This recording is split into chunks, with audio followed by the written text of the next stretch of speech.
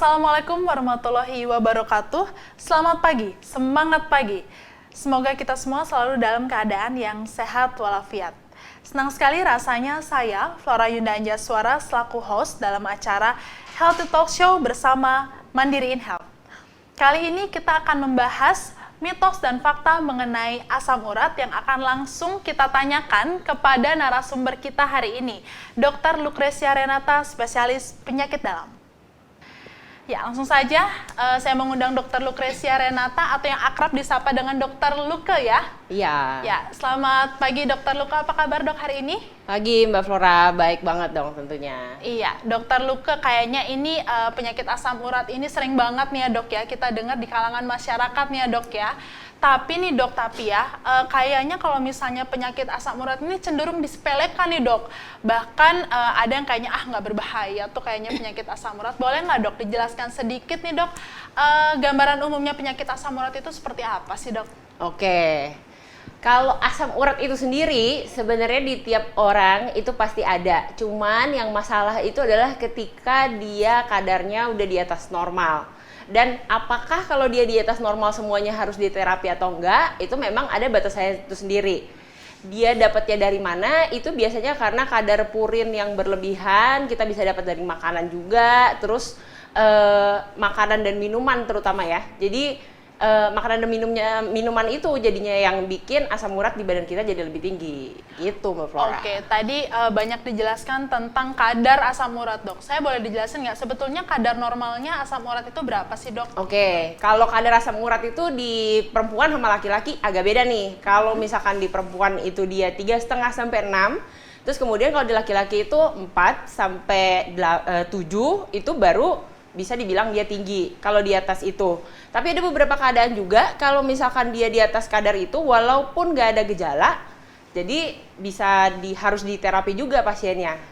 Oke, Dok, kalau misalnya pengen tahu nih, ada nggak sih Dok tanda dan gejala khusus tentang penyakit asam urat ini? Kadang-kadang kan kalau misalnya banyak nih Dok mitos-mitos yang beredar di masyarakat bahwa aduh nyeri sendi nih udah pasti asam urat nih, langsung dites gitu ya Dok ya. Ada nggak sih Dok tanda-tanda gejala dan khusus tentang penyakit asam urat ini Dok? Oke, ini tuh adalah masalah-masalah yang memang agak jadi problematika di awam ya, karena dibilang kalau semua sendi sakit itu pasti dibilangnya asam urat nih gue dan lain-lain.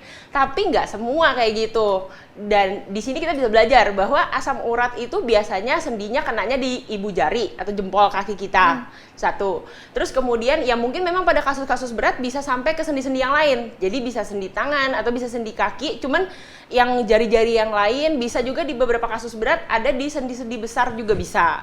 Kayak gitu. Cuman memang kita nggak bisa terlalu dini untuk bilang oh gue pasti asam urat kayak gitu, karena nyeri sendi banyak sebabnya, ada proses inflamasi yang lain, ada yang autoimun ataupun ada yang asam urat juga, dan biasanya ditegakkan dengan periksa laboratorium dari kadar asam urat di darahnya itu sendiri gitu. Oke, berarti sebetulnya kalau misalnya nggak semua nyeri sendi itu adalah asam urat ya Dok ya? Betul. Karena sering banget nih Dok kita dengar, aduh kalau misalnya nyeri sendi kayaknya harusnya ceknya asam urat gitu, nggak juga ya Dok ya? Iya. Oke, Dok, kalau tadi kita ngomongin tanda dan gejala nih Dok, ada nggak sih Dok kalau misalnya orang asam urat itu bisa diobatin nggak sih Dok? Oke, kalau untuk obatin asam uratnya, obatnya agak beda. Kalau misalkan dia lagi serangan sama dia lagi biasa aja. Oke, kalau lagi serangan itu kita lebih ngobatin radang dan nyerinya. Jadi kita kasih obat anti nyeri dan anti radang. Tapi harus yakin dulu bahwa kita nggak ada gangguan dari organ lain seperti contohnya ginjal, karena ada beberapa obat yang harus dihindarin. Terus kalau misalkan udah selesai fase akutnya atau fase ketika dia nyerinya, kita harus kontrol juga kadar asam uratnya. Kalau memang dia tinggi, itu baru obat-obat yang biasanya udah pasti pada tahu nih semuanya, yaitu kayak allopurinol, itu baru dilanjutin. Tapi jangan dilupakan juga, jangan terlalu mikir bahwa obat-obat terus. Jadi kita harus kontrol dari pola makannya. Jadi kita harus hindarin makanan-makanan yang mengandung asam urat tinggi. Terus kemudian juga minuman, itu juga ada beberapa minuman yang harus dihindari juga untuk supaya asam uratnya bisa terkontrol dengan baik. Kayak gitu Mbak Flora. Oke, tadi sempat di-mention nih sama dokter Luka nih bahwa ada makanan-makanan yang mengandung asam urat tinggi dan juga minuman ya dok ya. Boleh dikasih tahu nggak sih dok, kita semua nih nggak tahu nih obat-obat apa makanan ya dok ya. Iya. Makanan apa saja yang mengandung asam urat yang tinggi dan juga minuman apa sih yang mengandung asam urat yang tinggi? Oke, pertama mungkin makanan dulu ya. Iya. Jadi kalau misalkan pertama tuh makanan udah pasti jeroan tuh hindarin deh, jeroan. Terus udah kayak gitu sama daging merah, terus kemudian sama biasanya sayuran yang terlalu hijau itu juga bisa dihindarin juga tuh Mbak Flora. Supaya kadar asam uratnya kita nggak tinggi, atau kalau misalkan kita tinggi tapi kita juga nggak serangan juga kayak gitu. Terus udah kayak gitu sama kalau untuk minuman nih sekarang, minuman yang jelas itu nggak boleh banget untuk minuman-minuman yang ada kadar alkoholnya, minuman bersoda. Terus kalau bikin teh atau kopi juga disarankan jangan yang terlalu kental, karena kalau misalkan kental biasanya kadar asam uratnya jauh lebih tinggi kayak gitu. Oke dok, saya kan kebetulan suka banget nih dok ya sama daging merah gitu ya dok ya. Artinya saya harus nggak boleh sama sekali atau gimana nih dok? Oke, daging merah itu harus dijelasin dulu nih ya, karena kan awam nih. Iya. Biasa tuh untuk daging merah itu agak bingung. Daging merah tuh biasanya dari hewan kaki 4, jadi kayak sapi. Terus kemudian ada beberapa ikan-ikanan seperti tuna dan salmon, itu dia termasuk kelas daging merah juga sebetulnya. Kalau untuk menghindari atau enggak, itu bisa tergantung dari pasiennya itu sendiri. Kalau misalkan pasiennya dia makan ikan salmon atau ikan tuna dia langsung serangan, ya lebih baik kita jangan memaksakan diri sendiri, itu udah jelas. Terus kalau misalkan dia masih bisa mungkin atau mungkin masih tahap-tahap awal, itu bisa dikonsumsi ya bisa 2-3 minggu sekali, tapi jangan terlalu jangan terlalu memaksakan diri untuk mengkonsumsi yang nantinya bakal bikin efek buruk ke badan kita sendiri. Iya betul. Jadi intinya adalah tetap menjaga pola makan dan juga pola hidup sehat ya dok ya. Betul. Oke, selain itu ada nggak sih dok tips dan trik nih untuk menghindari penyakit asam urat selain yang 2 tadi dok? Oke, kalau itu yang jelas pasti pola hidup sehat. Pasti nih udah pada bosan semuanya untuk ngurang-ngurang terus ya. Yang jelas pola hidup sehat, makanannya dikontrol, terus kemudian sayur dan buah juga harus di-balancing atau diseimbangkan.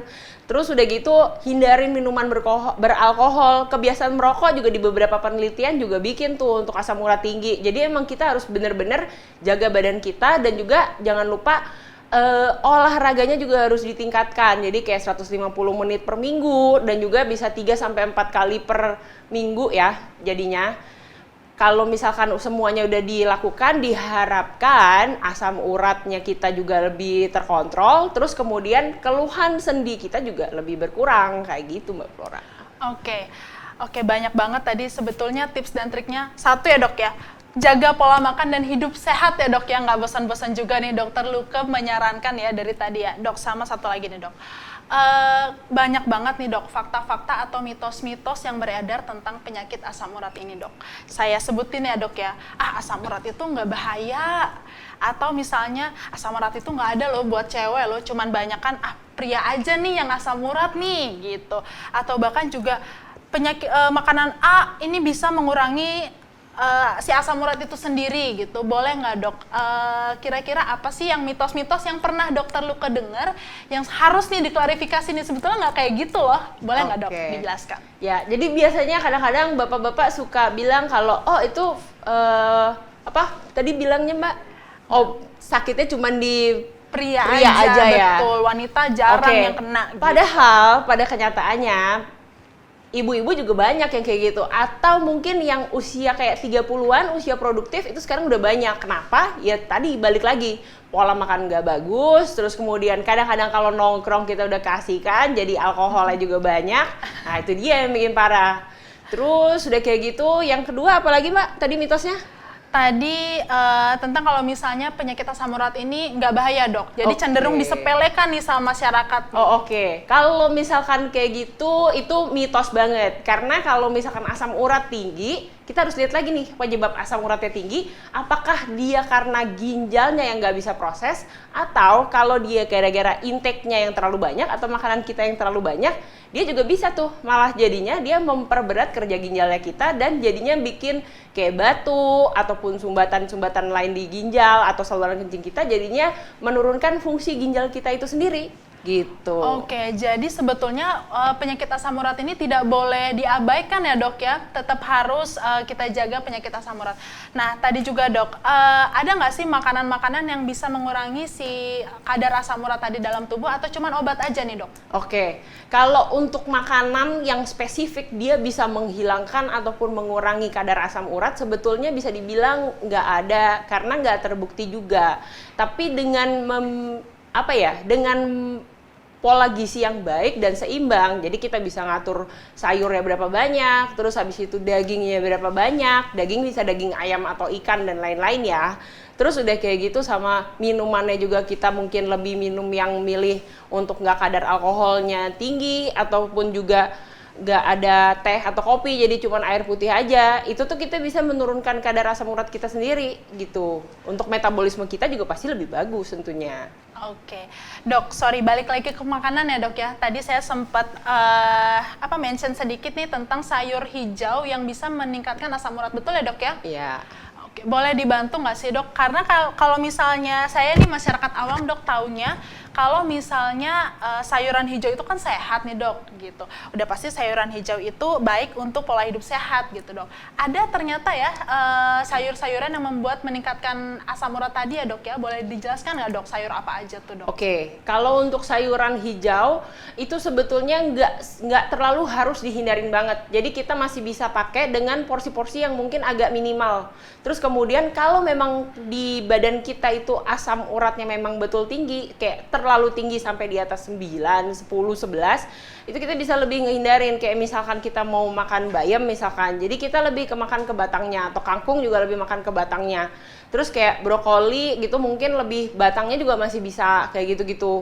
Terus sayuran hijau mungkin akan dikonsumsi bisa kayak 1 atau 2 minggu sekali gitu, masih bisa dimodifikasi. Jadi bukan berarti kita bener-bener nggak boleh banget nih kata dokter karena asam urat tinggi jadi nggak boleh makan sayuran hijau. Oh nggak kayak gitu juga.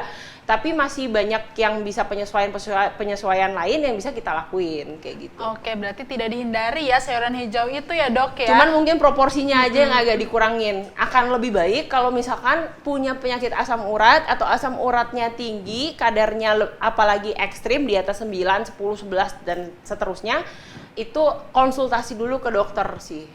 Oke. Iya. Oke dok, terakhir nih dari saya dok, saya pengen ada nggak sih dok info-info yang pengen dokter sampaikan nih kepada rekan-rekan sekalian nih tentang penyakit asam urat ini dok? Oke, yang jelas kalau dari saya penyakit asam urat itu bukan sesuatu yang sederhana banget.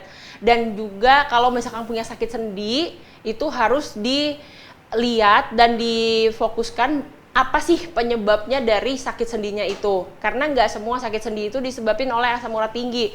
Terus udah kayak gitu hindari juga untuk diagnosa diri sendiri, karena itu dia ada gunanya dokter dan juga fasilitas kesehatan yang sekarang udah sangat mudah banget aksesnya, supaya bisa terdiagnosa dengan baik, terapinya juga lebih baik dan juga kualitas hidupnya juga sangat lebih baik banget.